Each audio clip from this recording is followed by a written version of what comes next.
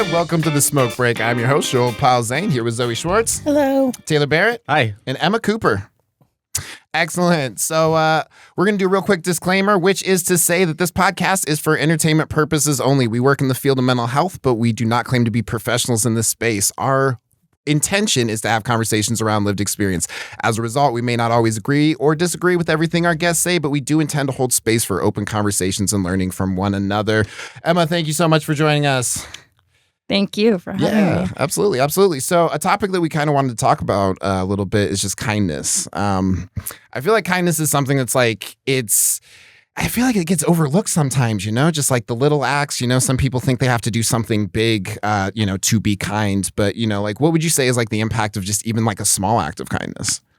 I think the impact is really great. I think like not to just immediately get into heavy shit, but one of the core parts of my like lived experience is being a suicide attempt survivor, and specifically that I attempted suicide when I was 15, which is a real ripe age to be doing that. And I think one of the like greatest things that I brought from that is that like you just always have to tell people you love them. And I know that sounds really corny, and I think that like I talk about people positively behind their backs all the time because I have incredible people around me. And like we don't know that unless we say it, and it's become like a kind of like socially awkward thing to like provide affirmations or like validations for people. And I was even talking to my friend the other day because we were at her graduation in San Francisco, and a girl walked by and was like, "I love your outfit." And I was like, I need to start saying that to people more. Like I never say that because I'm such like a anxious person in public by myself, and I'm like, I don't want to. I don't know. I'm like, well, it's like it's a small noise canceling headphones on. Like, don't.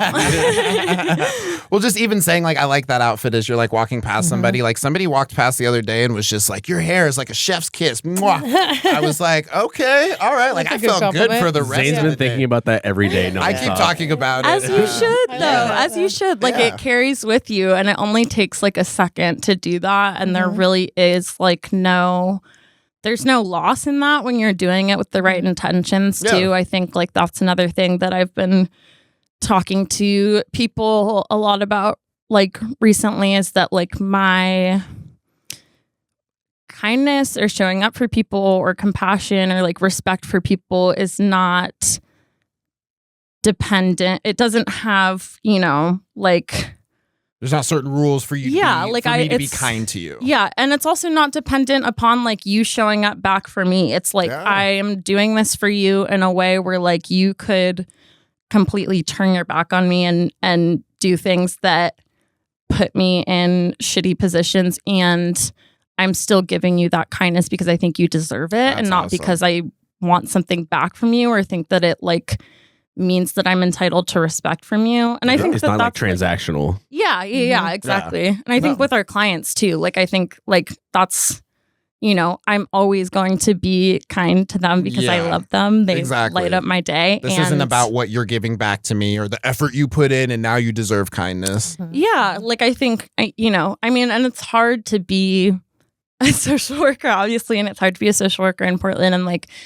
And when people come into our space and are in a really not great mood or not great headspace and are like, like I fucking hate this place. I hate the services here. I hate everyone here. I hate the staff. I hate like all of this shit. Like, and people are like, like we do. So I've been up since 9:00. I'm like, they don't owe us kindness. They do not owe us kindness. This is what we're signing up for, is to like show up and be compassionate and give our hearts out. And they do not owe us that back. And like, our individual acts of kindness, while they are like great, are also not going to make up for like systemic oppression. All of it. Yeah, absolutely, absolutely. Mhm. Zoe, what about your experience? Like, what's been your experience with, like, small acts of kindness, even large acts of kindness? Well, I feel like I could relate to something you said about, like, I feel like I used to be one of those people where I wasn't really comfortable giving like tons of compliments to people or just like positive affirmations.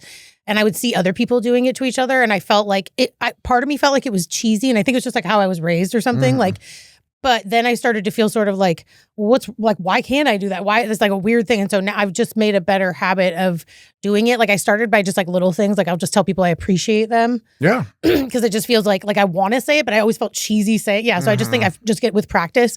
But that's one of the ones, like just anytime anybody does anything for me or anytime anybody like shows me respect in an interaction, I usually try to say like, I appreciate you. Or if You I'm say asking. that a lot to me, so I appreciate you. Yeah. But I can relate to that like tendency to just like feel like probably just social anxiety, like you were saying, just wanting to like not feeling comfortable doing that as much, but then also feeling kind of left out about people that were being kinder to one another. And then I, for a long time, framed it as cheesy. And I was like, oh, I'm just not cheesy like that, or I don't overdo things. I don't sugarcoat things, but then I realized like, it doesn't really feel, like there are times where I want to say something and I don't know what to say because I'm like, oh, it's going to be cheesy or whatever. Yeah. And then, but I also think, and I also notice like a lot of people will do it to me. Sometimes it does make you feel put on the spot when someone's like, oh, I like your outfit or whatever, but it's kind. And I think just practicing, like doing it more regularly, I think is something that I've done that sort of made it feel more natural. Yeah. Well, I think there almost is like a, I guess it's like an implied like, oh, if you're being nice, then it's like it's to get something, or it's, you're being too nice, and it's like, I feel like the problem with that is that like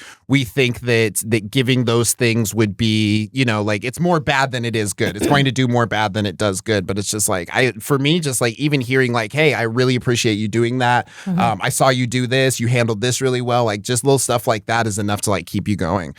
Taylor, what about you? I have a difficult time like accepting acts of kindness sometimes. You do. It's weird, but it's something that I've been like trying to work on, and like I definitely appreciate the way that you have interacted with me. Is like especially with the examples you gave of like noticing that somebody's doing something and like pointing it out, and just through a lot of the conversations we've had, it might just be because we're as close as we are, but like you notice things that like I am specifically working on, or things that like I struggle with, and like you've been able to like point those things out and just be like, I saw you did this, like that was cool, and like that's made like my entire day 180 like multiple times, and like that's super cool. But I also did want to ask, and like I'll answer too, obviously, but I wanted to ask like everybody, like what is their like favorite way to like receive kindness? And I think that will kind of inadvertently also be a conversation about like love languages too. I was gonna say that's what makes me think of. Like as soon as I was like, I want to ask this question, I was like, that's just love languages, but also like I think that's an important thing to talk about too. Like I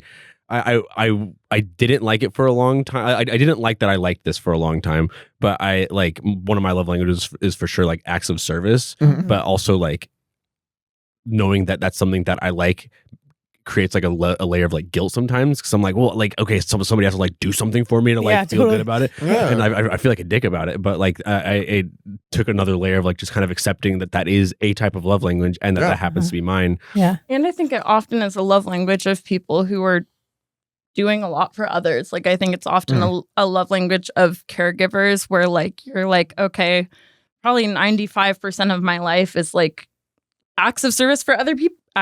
You're good. Acts of service for other people, and like in that, like, it does feel good to have like the way, like have people show up for you the way that you show up for other people, and like truly feel that. And I think, there's been like a thing referencing TikTok again, a little Gen Z, but there's been like a thing on TikTok of people being like, I know that like genuine love exists because I exist and I love that way. And I think that is like a thing that I hold strongly in my heart. And on the topic of both love languages and like telling people that you appreciate them, I think another like core moment for me that makes me the like very soft human that I am, where I'm constantly sending out messages to everyone being like, I love you, by the way. But when I was in like 7th grade, I had this gym teacher.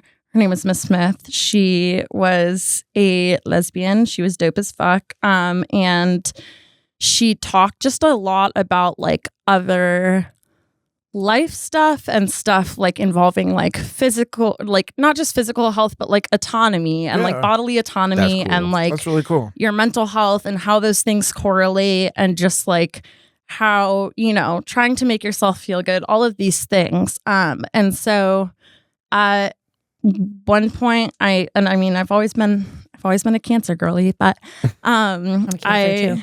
I felt that. I wrote her a letter and I was just like, I really appreciate you. Like, I really appreciate everything that I've like learned in this class and like middle school. That was like hard years for me. And I like, you have been like just a really strong like female role model for me in all of these ways. And once again, like wasn't like expecting something, and I left it on her desk when she like wasn't there because I was like, I don't need like a, you know, response to this. I don't need to see you read it, whatever. That's like a personal thing. And then the next day that I had gym, like the day or two after that, she like called me into her office after, and started crying and was like, I just really want to thank you for that. Like I was about to put in my notice that day, because I just feel really unimportant here. And like, I don't feel like I'm having the impact that I want to. And like, I feel really differently about like the role that I have here and the impact that I have on people. And I think like that's another piece that I was thinking about is just like we have to trust in like our just like human emotional intuition. And that also so much of the time when we're thinking like, I adore this person and like maybe they would benefit from hearing that, it is actually when someone's having a hard time. Right? And like, I think about too like the time that I like came and said hi to you or whatever at a show. And like didn't think twice about it because I'm just like, oh my God, it's Zane. Love Zane. Let me go say hi. Let me go give them a hug. And you were like, that was a really hard week for me. And that stood out. Yeah, like that stood out, you know? And it's like I came and talked about it on this show because I was like, I don't usually like hugs, but I needed one in that moment. Yeah. And we have to like, I don't know, like humans are very emotional human beings and we have to trust in that like there also might be genuine like reason and intuition in us thinking or like wanting to do these kind acts, and that's part of Yeah, I think that's a good point. I think that's a good point. It's like a good example too of just like somebody who like probably wouldn't have said that they weren't doing well, but like appreciated any kindness, even if it was like not, because it's like you were talking about love languages. Mine is not touch. Mine is words of affirmation. So it's just like I get like when I'm nervous and somebody gives me a hug, I'm like, this feels like a straitjacket. But it's like in that moment, like that was what I needed. That's what helped me feel better. Zoe, what about your the way that you like to receive kindness? Oh, my love language. Like, I'm like, how do I say this? I feel like it's like words of affirmation and acts of service, but mostly words of affirmation because I feel like, I don't know. I think because I have a lot of self-talk. I'm like I have ADHD, so there's a lot going on up there, and I'm constantly trying to like combat negative self-talk sometimes. And so I think like when somebody reflects to you what they like about you, it really it kind of cracks open that thing of like, I don't see myself accurately. You know, we don't often see ourselves accurately. And sometimes we really need other people to remind us that like we're good because we can get in our own heads, you know? So I think probably that's part of why I like it. And I'm the same way. Like I'm very like when I was little, I used to say I love you like all the time to the point where my mom was like, it doesn't mean anything because you say it too much. But in my little like anxious weirdo head, I was like, well, what if this is the last time I see you? So I would always say it to everybody. Like I do. I say it to like multiple times when I leave. Anyway. And so I think I just have always been like super like want to tell people how I feel about them.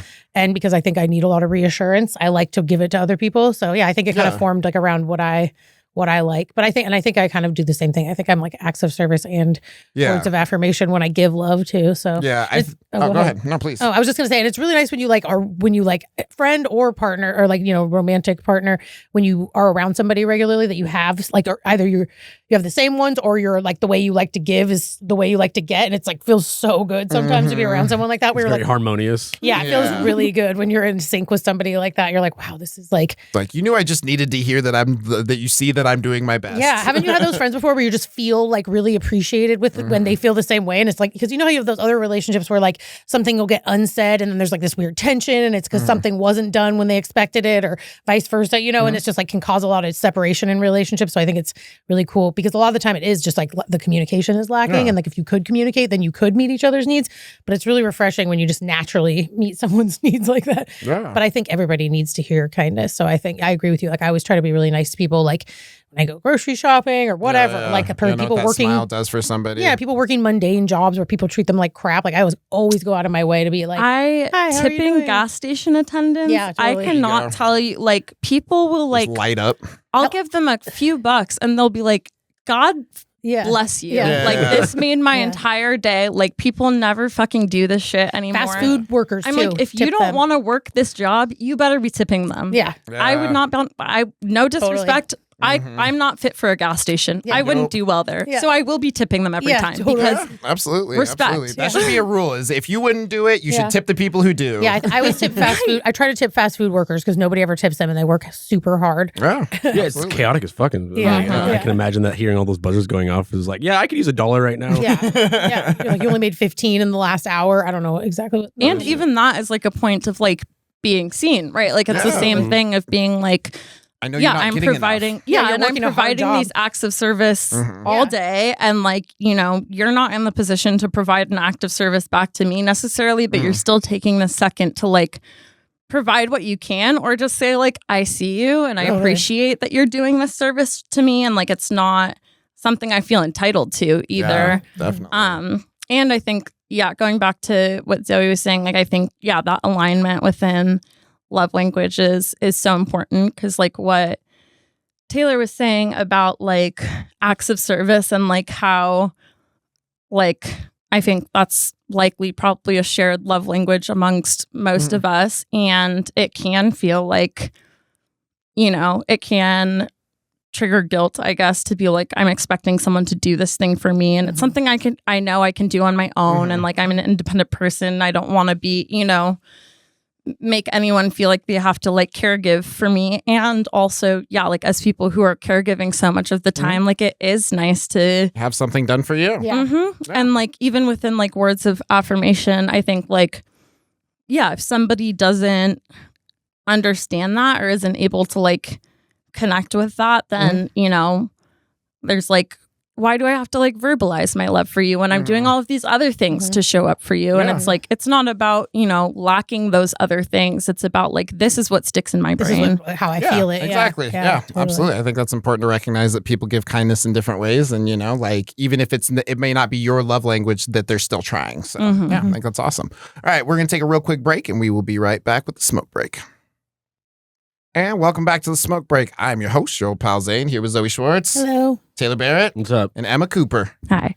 Social worker and student, correct? Correct. All right, excellent. Well, I mean, I feel like that helps us tie into our next part, learning. So I'm sure you've done a little bit of that. Zoe, you have too. Nope, not at all. Never mind. She No shook her learning. head. She said no. Just 6 years of college that I blocked out. Yeah, I imagine. You just blacked out for 6 years. I And you're like, blocked it whoa, out. I found I this blocked master's it out. degree. You'd be surprised. You would be surprised. Yeah, I imagine. Well, I mean, like my experience with learning, I feel like I'm somebody who always likes to learn. I feel like there's always more information. I also feel like I'm always learning from the people around me. I feel like other people, their experiences can be great sources of learning. What's been like your experience with about learning about something that you actually are interested in? I mean, no, you're good. I feel like I have always kind of separated like school and like education and Okay. like learning in my mind because I grew up in a family of a lot of teachers. My grandpa, who's Okay. like my closest family member, my soulmate, my twin flame. You're right. He was a professor for all of his life, and he used to like set up little classrooms for me in his bedroom, like Oh, take home wow. whiteboards and Yeah. expo markers and That's stuff, really and I would cool. give him a little lesson.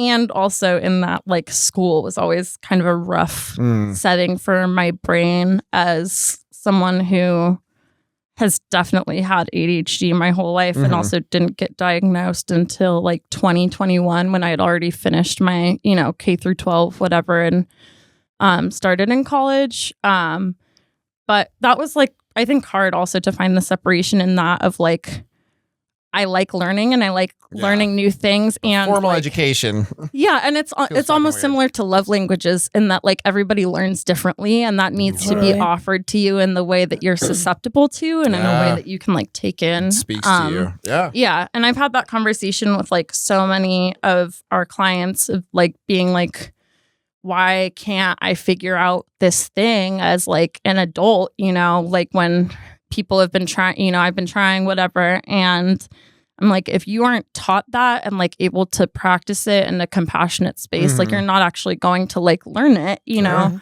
Yeah. And so I think that was like a big separation between school and also like when I was in high school and I started like volunteering and stuff like that and kind of getting into the social work field, then I had like an especially hard time because I was like, I still do value education and learning about things, and I don't think that I need to take algebra in order to become a social worker. I think that I will be okay without that. A lot of extra stuff. You're just like, I don't need this. You think I need this. I'm never going to use it. And it almost seems pointless. And especially with like ADHD or neurodivergence, like that was my biggest thing is like if I couldn't ring something as like important in my brain in some capacity, then I just could not sit through it. Yeah. Like I had this Spanish teacher who like, and I loved learning Spanish. I loved when we were like all conversating in Spanish and stuff like that. And like probably 2 out of 3 classes of the week, he would like just put on a movie in Spanish and like have us kind of take note. I was out. I was out immediately. Yeah. I would walk in, see the projector pulled down, and I'd walk back out. Well, that's the thing is if it's not conducive to the way that you learn, then it's like it can take you away from something that you might even like. And I think it almost like didn't feel like challenging enough. Like I was like, I can't like with the like ADHD, like understimulation, overstimulation stuff. I was like, I can't really engage in this because this is like an activity where like I can't even sit at home and watch movies. Like I'm not going to like sit and take notes on this movie in your class. Like I'm going to be on my phone. I'm going to be doing something else. Like, well, that makes sense. That makes sense. But that was like a big shift and want in like me going into like higher education, I guess, was like being able to take classes that are more tailored to what you want to do. Yeah. That's awesome.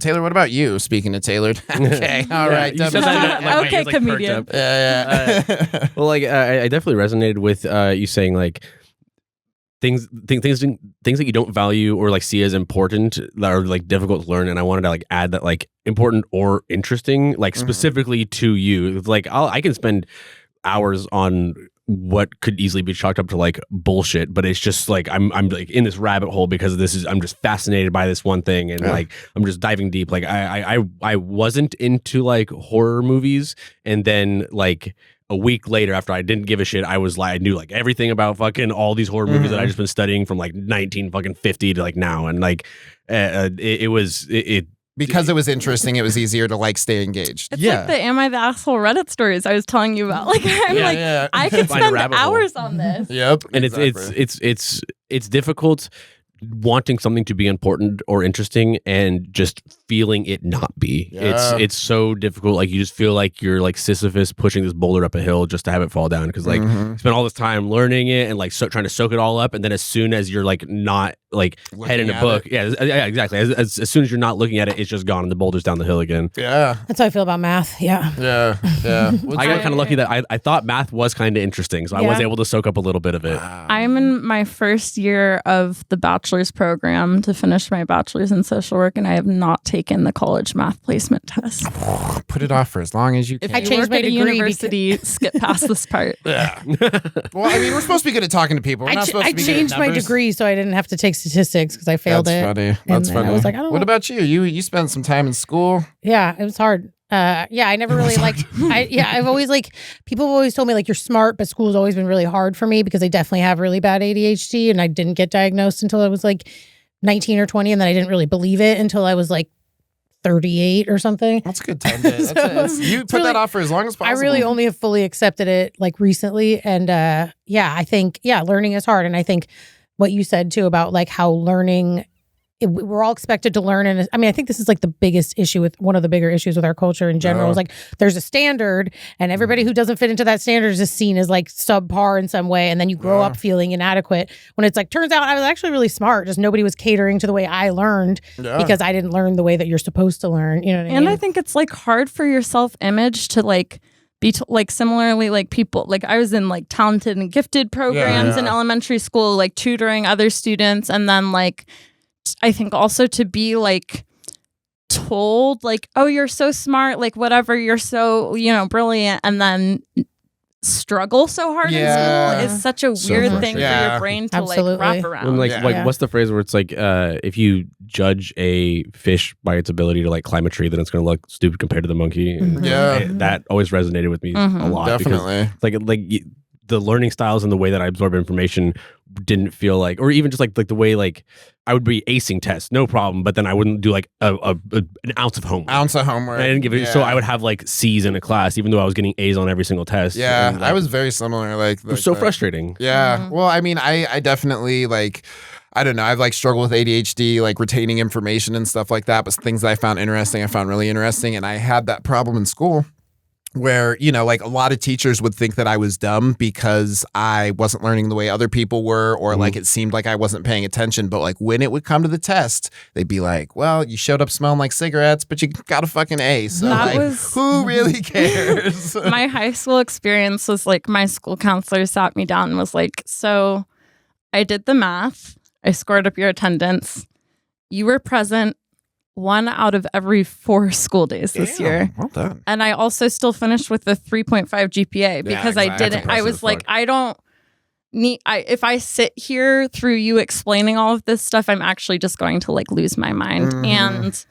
But also going into like the conversation of like, how do you learn and how do you learn about things that are important to you? Like, I think that is a big theme, and what all of us are talking about is like, I think that people underestimate the power of conversation and like how much people just learn from talking to one another and like in a obviously like a space where people feel like they can truly share, but like and a space where people feel like they can truly listen because they're not being forced to think a certain way.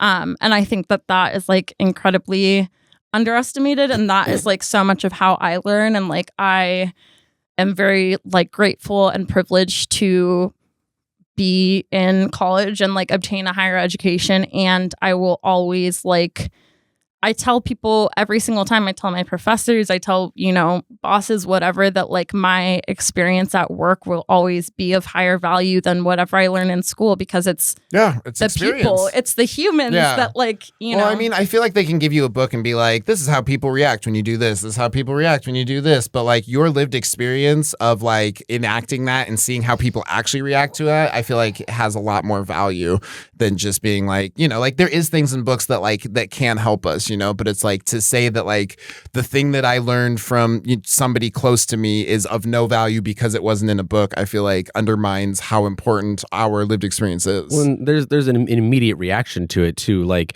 if you read in a book, like if you're nice to someone, they will be happy. Then like, okay, cool, that's information. But then if you actually are nice to someone and you see them react happy, then like that has like a totally different like brain chemical response. And, like, it's going to stick more because you're like, absolutely. I remember making somebody happy, not I remember reading about it. That's how humans learn, right? Absolutely. I was just going to say, when I was doing the Master's in Social Work program, a bunch of the classes let us self-grade, which was like wild to me. It was during the pandemic too, so it was like they were being, but also because they're, they also like, no, but they also, I mean, obviously if they disagreed with you strongly, like it's a master's program, so if you're not there doing well, then like why are you there, kind of, you know? I don't even know if I could mark myself up. It was cool though, because the one teacher that did it gave like an article, like a research article about why self-grading works better, and it was basically all about how like if we're able to pursue learning in a way that like we're interested and we're conducive to you, that people learn more, and that when you take tests and when you memorize things, you learn less. And so if people were actually able, given the freedom to self-grade and to like learn in the flow that worked for them, they grade based on effort. Yeah, you retain more information and like all that. So yeah, well, and I think you're able to like judge yourself in like a, you know, like I feel like a more accurate way, you know, because it's just like I feel like more accurate in a sense, but like, because I feel like if I were to judge myself, like that's bad. Like don't do that, But it's like I'm probably going to be more harsh on myself than maybe like my teacher might, But it's like at the same time, it's like I get to judge myself by like, is this better than the last thing I made? Instead of being like, did I get an A like this guy? The fucking weird bell curve shit. So yeah, I think learning without the pressure, I think is a big part of it. Yeah, absolutely. I think like removing that pressure and just allowing people to just learn at their own rate and retain at their own rate is super important. So excellent. We're going to take a real quick break and we will be right back with the smoke break. And welcome back to the smoke break. I'm your host, Joel Palzade, here with Zoe Schwartz. That's me. Taylor Barrett. Hello. And Emma Cooper. Hello. All right. So wrapping this up, we wanted to talk about self-talk. Thank you. Taylor can always tell when I forget what the topic is because I slow down on the way to what it is. I thought you knew because you were emphasizing talk. It sounded like I was. But yeah, self-talk. So we all have a really cool voice in our head that always is very nice to us. Always very nice to us. Very reassuring. And just sees you as you are, like realistically. Accurate. Positive affirmation. Yeah, positive affirmations naturally, of course. So none of that's true. What do we do about it? So yeah, I have some pretty negative self-talk. I feel like I've known me my whole life, so I feel like I'm biased. So I feel like it's not a very fair representation of who I am, because it's like I know who I've been, but what's everybody else's? Like Zoe, what's your experience with self-talk? I feel like you're always nice to yourself. No, yeah, totally. It's a daily battle, I would say. It's like a lifelong battle to be nice to yourself. And yeah, and even once you start and this is the fun thing about healing or growth is you think once you unpack it and you know where it comes from, that somehow it'll go away, but it doesn't totally go away. Those old voices are kind of always there. So I think for me, right now I'm in one of those really, we're still doing this? Yeah. We're still doing this old story? But I think also something I try to recognize is when those voices come back, what's going on? Is there a reason why my ability to question those voices, or maybe why the veil between those voices and reality is thinner now, So I think that's something I try to take into consideration. I'm hormonal today. So I'm probably being a little mean to myself because I'm feeling a little irrational and maybe not irrational, but just kind of negative and focused on the negative. So so I think, but I think just realizing how much power, the way we talk to ourselves is something that I've really tried to, be more aware of, know, and how we really can change the way we feel if we talk to ourselves differently. It's just, that's a lot much easier said than done, I think. Because that's what people just be nice to yourself. And you're okay, I'll super try. Super easy. Well, and you've said it before, and I always just appreciate when you address those voices in your head as old voices, because it's recognizing the growth that you have and the voice that you want to have, but also recognizing that that's still a part of you. Emma, what about you? What's been your experience with self-talk? Yeah. I think both as someone who's experienced a lot of trauma throughout my life and someone who my neuro whatever is shaped by also having OCD and things where I would love to have control over way more things than I have control over.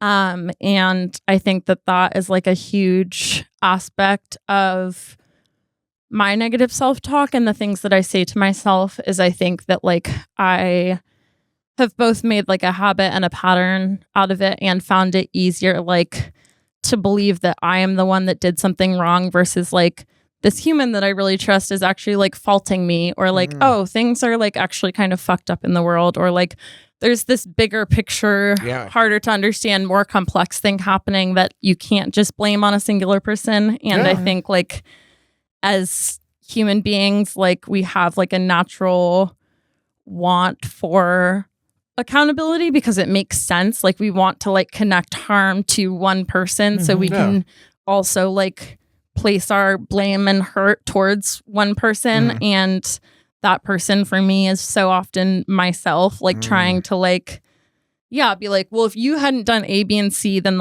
this wouldn't have turned out that way. And that's something that I again, easier said than done, but have tried to be more conscious of in when I feel myself being having really negative self-talk, being was any of this actually in my control, or am I just like grasping at something tangible and feasible that I you can could like have been in control right, and weren't. Right, because it's easier to believe that like, you know, oh, I fucked up. You know, I think even like from a kid's standpoint, like it's easier for a kid to believe like I have some sort of problem within me than it is for them to believe that like their caregiver and the person they look up to has some faults as a human being or isn't able to show up for them. Yeah. No, I like that you said that. Just the part about God, it just fucking escaped me. You were basically that's what it was. It's basically like looking at like your life and looking at like the bigger picture and zooming out, you know, because I feel like a lot of times like when we're so far zoomed in, like just super close to a picture, it's like this is where all the problems should be stemming from. But it's like when you zoom out, you're like, oh, I can see how this impacted this. I can see how this impacted this. And the other thing that it kind of like reminded me of is a book that Zoe, when I was staying at your place, you had this book that really fucking helped me because it kind of made the case that like our negative self-talk kind of comes from like the idea that like we think that a good person punishes a bad person. So if we're the bad person, then the good thing would be to punish ourselves. And I really fucking like I was just like, oh yeah, I'm a good person because I'm mean to me. It's like, that's not how that works. Taylor, what's been your experience with self-talk? My self-talk's absolute fucking mess sometimes. Okay, and sure. I've definitely tried to like incorporate strategies to like manage and kind of like put the reins on self-talk. There's one thing that I feel like works for me when I remember to do it most of the time. I don't remember to do it most of the time, but when I do remember to do it, it works most of the time. Okay. And it's like envisioning your self-talk as like a bratty 12-year-old that's just like being snobby to you and just like, well, you fucked this up. But it's like, okay, fuck you. Like, like that's okay. And like, that's it's like patronizing the voice kind of, right? Yeah. It's like, sure. Yeah, I fucked up. Or like, you know, like that's such a huge problem. Like, but there's also that like, there's a secondary layer to that where like, I think that self-talk is a way of like keeping yourself in check sometimes and like guaranteeing accountability for like when you do actually fuck up. And so that's not always beneficial to like talk shit to your self-talk. But they're like part of what's keeping you in check is like wildly inappropriate sometimes. Like we were watching fucking like David Goggins videos the other day. Where Fuck yeah, like, we were. We're just like, this guy's crazy. I want to watch this. It's hilarious how like out of left field this dude is. I don't even know who that is. David Goggins, he's an extreme marathon runner. He's like the only person that's ever passed like SEAL training, like elite army training, like every single thing that he just for fun, just because he's funsies. Because he's the dude that wants to do this. He's he ran a 4-person 24-hour relay race by himself apparently. Which is like, that's not a relay race. What prompts you to do that? He's fucking being bananas. The most manly man of men. But does he like, drink Bang energy? Does he take ice baths? Probably ice baths. I don't know about Bang. I can't he probably doesn't put those toxins in his body type of shit, you know. He definitely listens to Joe Rogan though. Absolutely. I think he's been on Joe Rogan. I was gonna say I think he's been on Joe Rogan. But like look him up. He's fucking ridiculous. It's bananas. And like that, like the way that he talks, I feel like is a lot of people's like self-talk. Like you need to push yourself, you need to fucking do this, and like there's no level of like self-care or like patience or forgiveness with yourself. Yeah, exactly. I think compassion is the biggest part. That's like, because like to be able to do that, super cool. But he's also kind of a dick. And like that's not like having that level of like expectation for yourself of like constantly pushing and constantly trying to like do everything perfect in the most extreme way is really, really like unhealthy for you. So there's like I feel like that type of self-talk infects a lot of people, and like this like weird like alpha male renaissance bullshit is like really stressing me out. And like me too. We had to stop watching the videos because we're like, this is a lot, and this is like getting more and more toxic, and it's just like, it's crazy to just peel back the layers and just like look at the things that like in theory it could be right, like working really hard towards something could be good, but like sacrificing everything just for like sacrificing sleep, sacrificing time with, you know, it's like a little bit of sacrifice is important, but to like not acknowledge your humanity and expect yourself to work like a fucking machine is like, it's unhealthy. There's nuance and like dialectics in it. And I think that that's like, an important piece of what you said is that like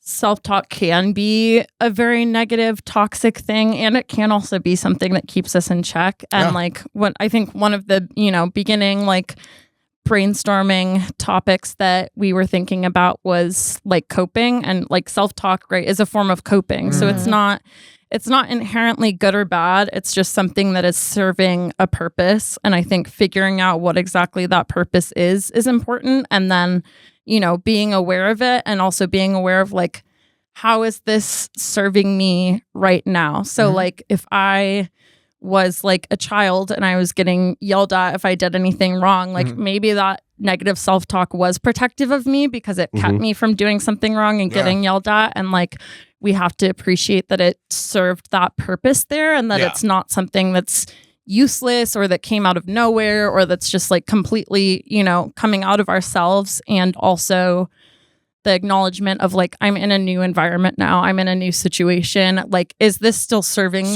me? Yeah. Maybe it needs to be tweaked a little bit. Yeah. And that doesn't mean we take it off the table, right? Because self-talk isn't something we can ever just like get rid of. Yeah. And that'd be so strange to like never have an inner monologue or like conversation. There are people who don't have an inner monologue, and that I don't understand how that's possible. I've never been. How do you make decisions if you don't have an inner monologue? But I have heard this too, that some people don't. Do you think it's that they don't, or do you think it's that like it just doesn't? It's not like in words. It's in like some other. Yeah, like there's got to be something going on. Right? I think they might just be fully conscious. I feel like there's a constant Socratic seminar in my head of like 12 different people. Yeah. Like all my emotions, like the Inside Out movie or whatever, where it's like anger and sadness, they're all conversing. It's like, what do we fucking do? And it's like, well, probably cry. Yeah. And that's part of like the like parts work, and like looking at like people as like having different parts, and like like listening to that voice and being like, is that my bratty 12-year-old self who's saying that stuff to me? Is this my inner child who's really scared that I'm going to get yelled at? And that's who's saying that stuff to me, and being aware of what part of yourself is saying that and responding to it as such. Because if it's your inner child, also you don't want to be like, fuck off. Like you're being, you know. That's what everyone told my inner child. Exactly. Outer child, and you don't need to do the same thing. Yeah. I think I just want to say, like, I think that like at a base level, with like if trauma wasn't involved and like neurodivergence wasn't involved, I think self-talk would just be a way of like reflecting, and like it would just be thinking. But then like trauma and neurodivergence gets factored in, and that negative self-talk, or like that self-talk can become negative, and it can become yelling at yourself, or like you pushing yourself to extremes that are unhealthy. And like learning more about yourself, therapy is really important. Learning more about yourself, and like not sponsored. Like learning where that intensity and the negativity comes from, and like how to navigate that is like absolutely vital to like knowing what parts of that like of your self-talk is doing what and what purpose it's serving. And I think so, like you said, it's also to acknowledge when it is that like scared kid that you need to like soothe and take care of. Yeah. Well, and I like the you both of you were talking about just kind of like the purpose of it, you know, because I feel like with a lot of things we view as bad, like we're not looking at through the lens of like, what is the purpose of this? A lot of people have problems with drugs. We don't. But that's because we see the purpose that it serves, you know, and it's like, I think if you can see. You mean like problem with people using drugs? Yeah, right. Well, I mean, just even like more like. I was like, speak for yourself. No. Well, just like even like the idea that like drugs don't have a morality, you know what I mean? So it's just like I feel like almost self-talk doesn't either. It's just kind of like the perception of like, this is a bad voice, this is telling me bad things. It's like it might just be telling you something to keep you in check, but it's like it's easier to put it in a box of like, this is a bad thought that I had. But it comes back to the self-education or the education conversation too, of like, if you're responding to yourself like that with aggression, that's not the environment that people learn in. Like that's not going to be effective to you. That's not going to make you better as a human, because we need compassion to learn. Yeah. Zoe. Oh, I was going to say, it makes me think about how like something that was really helpful for me when trying to work on my self-talk is like the idea that like our first thought is often like our like socially conditioned thought, and then our second thought maybe is more likely to be like our authentic self. Sure. And I think being patient with yourself. Yeah. When I think it just really helped me like understand how to separate myself from the voice that talks shit to me, because I felt like my voice for a long time. Like I really just thought it was my voice. And then I learned about all the like systemic stuff that was like affecting the way I thought about myself. And I was like, oh, this was given to me. Like I didn't choose to hate my body. I didn't choose to feel whatever, you know? And so I think like once you unpack where the voice comes from, because often it is like a socially conditioned voice, or, you know, and so I think like once you unpack that, then it gives you the chance to step back from it a little bit and be like, no wonder it felt like shit my whole life. And I was like, why am I just a dick to myself all the time? Like, this is just life, and then it's like, oh no, you can question where these messages come from. And then you can search for a different voice that like has more compassion or kindness. So I think that's been a big learning part of my self-talk. That's perfect. All right. Well, thank you all so much for joining us. Yeah. Thank you Emma, so much. Thank you so much for joining us. It's been a treat talking with you. It was awesome having you. Absolutely. This has been The Smoke Break. I'm your host, Joel Palzane, here with Zoe Schwartz, I've been Zoe. Taylor Barrett, Peace out. and Emma Cooper. This is Emma. Later, players. Signing out. It's elbow.